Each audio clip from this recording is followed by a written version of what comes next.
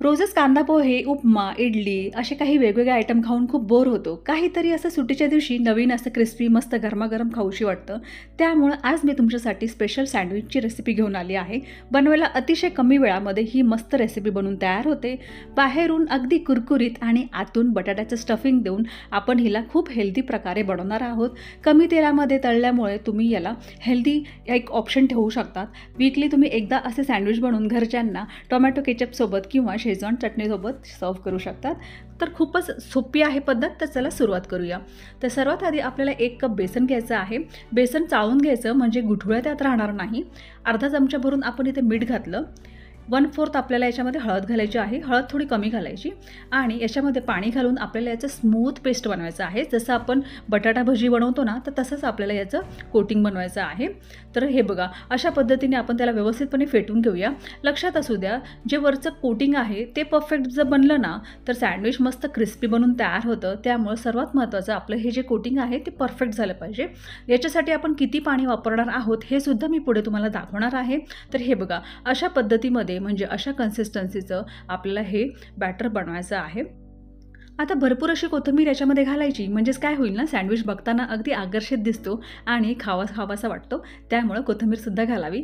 तळल्यानंतर याचा जो लूक असतो ना, तो एन्हान्स होतो. त्यामुळे कोथिंबीर पण घालायची. जर तुम्हाला चिली फ्लेक्स घालायची असेल ना, तर ती पण घालू शकतात. खूपच अप्रतिम हे दिसतात.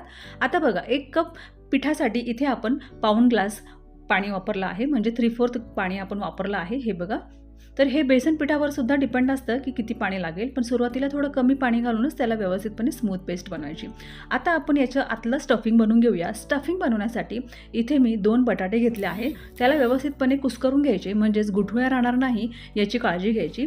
तर असं आपण व्यवस्थितपणे याला मोकळं करून घेऊया आणि घरच्या काही साहित्यांनीच हे स्टफिंग बनवून तयार होतं. त्यामुळे खूप सोपं आहे. तर 1 चमचा भरून आपण इथे जिऱ्याची पावडर घातली. अर्धा चमचा भरून आपण इथे धनिया पावडर घातली. मॅगी मसाला घालत आहे. मॅगी मसाला घातल्यामुळं खूपच अप्रतिम टेस्ट येते. त्याच्यामुळे 2 छोटे चमचे भरून इथे मॅगी मसाला घातला आहे. तुम्ही गरम मसाला जरी घातला ना तरी देखील चालेल. आता कोथिंबीर घालूया थोडीशी बारीक चिरून.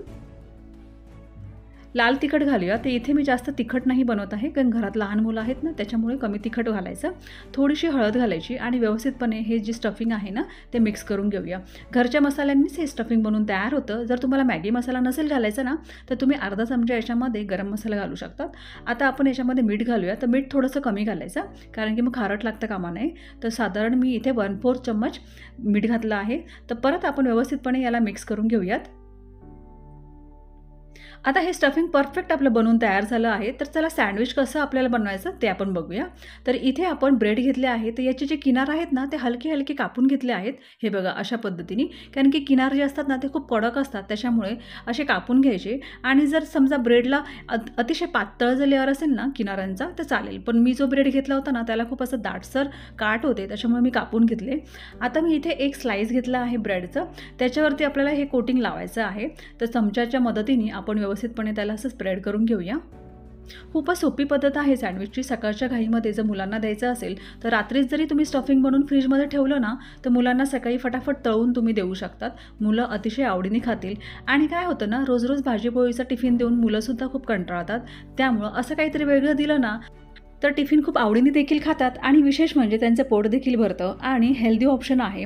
आपण याच्यामध्ये कमी तेलाचा वापर करून हे सँडविच बनवणार आहोत, त्यामुळं हेल्दी ऑप्शन आहे. तर हे बघा, अशा पद्धतीने दोन्ही स्लाइसमध्ये मी याला स्टफिंग भरून व्यवस्थितपणे दाब देऊन चिटकून घेतलं आहे. हे बघा, आता हे परफेक्ट सँडविच बनवून तयार झालं आहे. तर सर्वात आधी आपण सर्व सँडविच बनवून तयार केले. आता याला कसं कट करायचं ते मी तुम्हाला दाखवते. जर तुम्हाला चौकोनी आकाराचे बनवायचे असेल तर तुम्ही एका सँडविचचे 4 भाग देखील करू शकतात. पण इथे मी ट्रायंगल शेप करत आहे, कारण की टिफिनमध्ये ठेवायला सुद्धा इझी होतात आणि लहान मुलांना अगदी आकर्षित वाटतं. त्यामुळं एका सँडविचचे असे 2 स्लाइस मी आपण करून घेणार आहोत. तर चला बाकीचे पण आपण सर्व कापून घेऊयात. तर तुम्ही पाहू शकतात इथं मी सर्व सँडविचेस बनवून कापून घेतले आहे. अशी प्रोसेस केल्यानंतर तळताना बिलकुल पण जास्त वेळ लागणार नाही. फटाफट हे तळून तयार होतात. आणि विशेष म्हणजे याचं जे कोटिंग असतं ते पातळ असल्यामुळं सँडविच तळायला देखील जास्त वेळ लागत नाही. हार्डली 1.5 मिनिटामध्ये सँडविचेस बनवून तयार होतात. त्यामुळं सकाळच्या घाईमध्ये फटाफट ब्रेकफास्टला तुम्ही हा नाश्ता बनवून देऊ शकतात. तर आता आपण याला तळणार आहोत, त्यामुळं जे आपण बॅटर बनवून ठेवलं होतं त्याच्यामध्ये याला डीप करायचं. जास्त डीप करायचं नाही, दोन्ही बाजूनी एक एक वेळेस असं डीप करून त्याला तेलामध्ये सोडायचं आहे. हे बघा अशा पद्धतीने अतिशय पातळ लेअरवरती आला पाहिजे, म्हणजेच क्रिस्पी हे बनून तयार होतात. जर बेसन पीठ तुम्ही जाड बनवलं ना तर ते असे कच्चे कच्चे आणि असे क्रिस्पी तयार नाही होणार. त्यामुळं लक्षात असू द्या, जे बॅटरची कन्सिस्टन्सी खूप मेन आहे. तर हे बघा, तेल मी इथे तापत ठेवलं होतं, त्याच्यामध्ये एक एक सँडविच मी इथे सोडत आहे. सँडविच तळायला बिलकुल पण जास्त वेळ लागत नाही. 1.5 मिनिटामध्ये सँडविच परफेक्ट शिजून तयार होतात. असं थोडंसं तेल वरून घालायचं, म्हणजे दोन्ही बाजूनी शिजायला फार वेळ लागत नाही, फटाफट बनून तयार होतात. तर एक बाजू छान अशी तळली गेली आहे, तर आपण याला पलटी करून घेऊया. आणि तुम्ही बघू शकतात मैत्रिणींनो, कोथिंबीर घातल्यामुळं सँडविचेस खूपच असं आकर्षित दिसत आहे खायला, त्यामुळं नक्की घाला. तुम्ही याच्यावरती चिली फ्लेक्ससुद्धा घालू शकतात.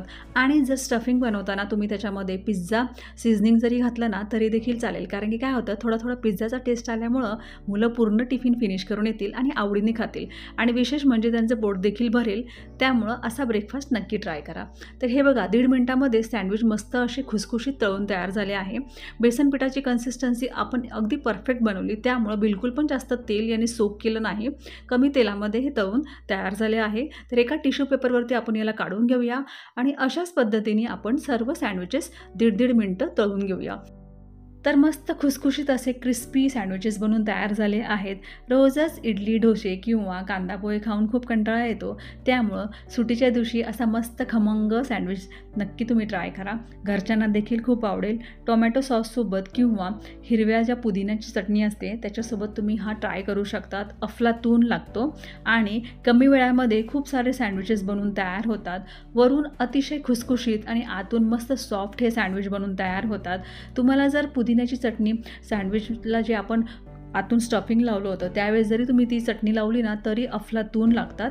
नक्की ट्राय करा. तर आशा करते रेसिपी खूप आवडली असणार. तर चॅनलला लाईक, शेअर, सबस्क्राईब करायला मात्र विसरू नका. भेटूया अशा मस्त खमंग रेसिपीसोबत. तोपर्यंत धन्यवाद.